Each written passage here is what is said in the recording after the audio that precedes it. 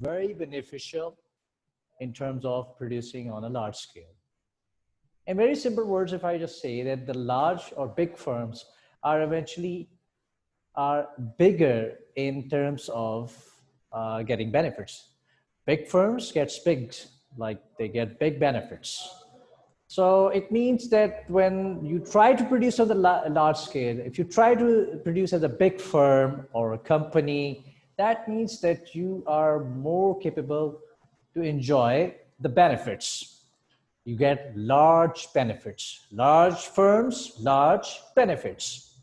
So what about the small firms? Is it not that beneficial?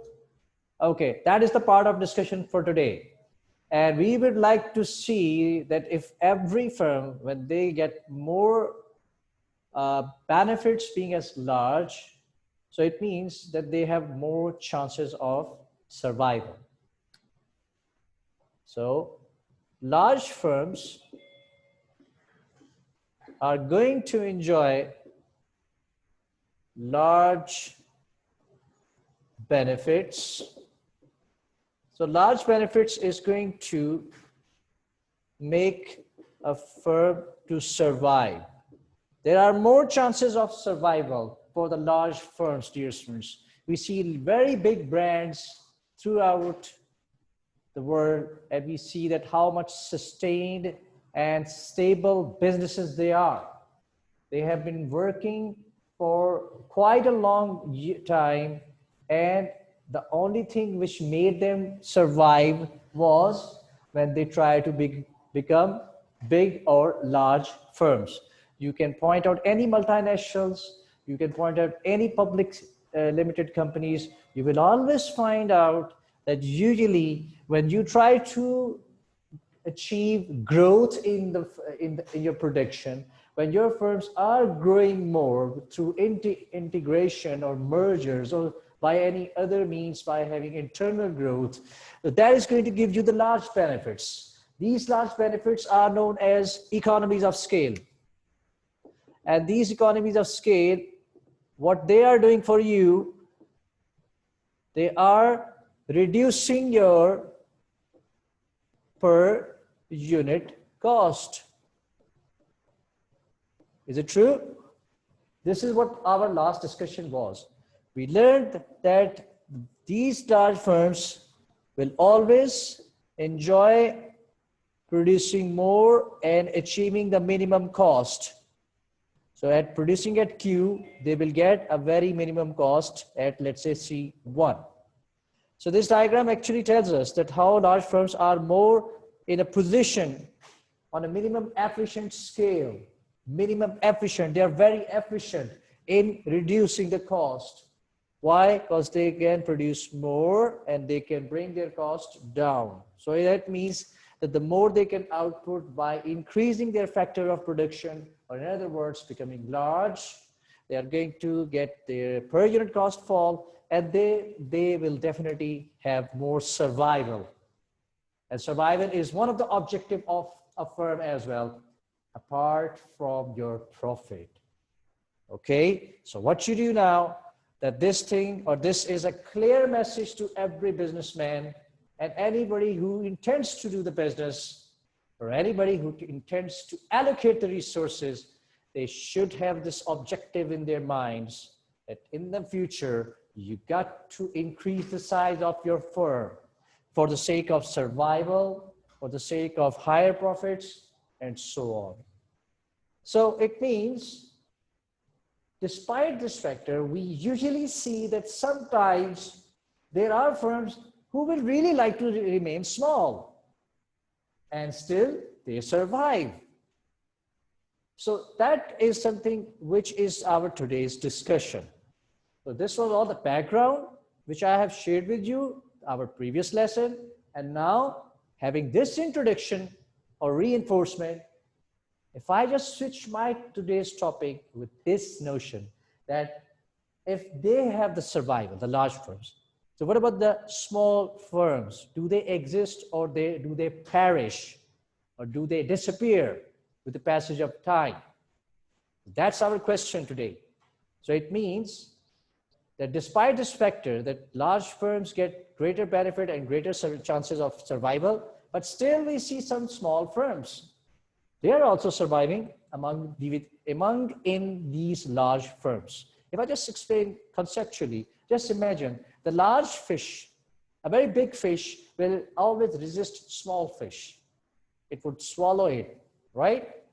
So you can see that the large firms, they will never ever let small firms to survive because they don't need competition. And small firms are a smaller unit of competitor for the large firms, isn't it? So that means that if this competitor is there, how he can compete with the large firms? So the answer to this query and question is that if these small firms, if they have certain benefits which the large firm doesn't have, then they can survive. So sometimes you can see that even the small things in the world, they usually have something special in them, or maybe a reason for them to survive. So let's find out today that how these small firms are actually going to survive against the large firms. So I hope that I'm summing up and giving you a little bit concept today that how the small firm actually exists with the large, or with competing with the large firms. So let's start the topic today. So I'll put it this way, that there are going to be some benefits of small firms. There is going to be some benefits which can give a small firm survival or existence in the market or in the economy that they could also produce along with the large firms. So let's begin with that. So what are those small units which we usually see around us? Let's have some examples first, and then we will find out that why they do. Before I just put up the point over here, then we can think about it. Let's say if we just see a small firm, we are actually talking about a firm which has a smaller capital, which have small number of labor, which have a small piece of land of area, something like that, and they have a small number of owners. So usually the sole traders, they are a perfect example for all the small, or example of the small firms. The sole trader is a small firm, of course. So in the very first, if I take some examples like who are those small firms, where you see that the owner is very limited by its number. So all the sole trader you can say. So let me put some examples of it, like just, if I just put an example like a barber's shop. Okay, a barber where you get your hair cut, a hairstylist or something, okay? Okay, I'm going to put a doctor's clinic. There is more example before you. Okay, if I just put an example of a goldsmith. Okay, if I'm talking about the goldsmith, I'm talking about a person who's a jeweler, all right? A person who makes ornaments or makes, or do some work with the gold. So these are some of the examples like, or maybe a person who is a hawker, who passes and sells vegetables or fruits, crossing the streets of by your homes outside. So these are 4 examples which I'm illustrating for you. So these are someone who consider to be small in sizes, right? Okay, if I just put one more example like a tailor shop. Okay, now we will see how these 5 survive among the large businesses. Why do they survive?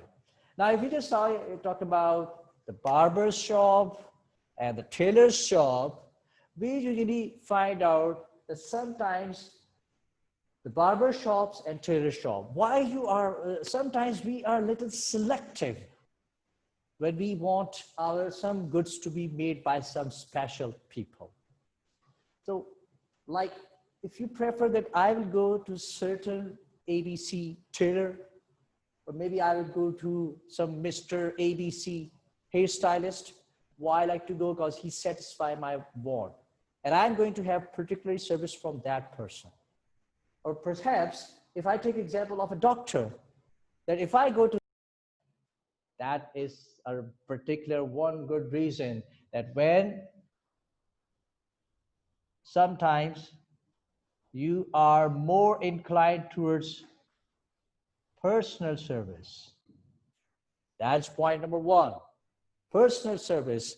Like if I go to that person, even if he's busy, he got some assistant, but you will always prefer that I'm going to get my haircut from that particular person. Okay, I want that tailor master to stitch my suit, nobody else.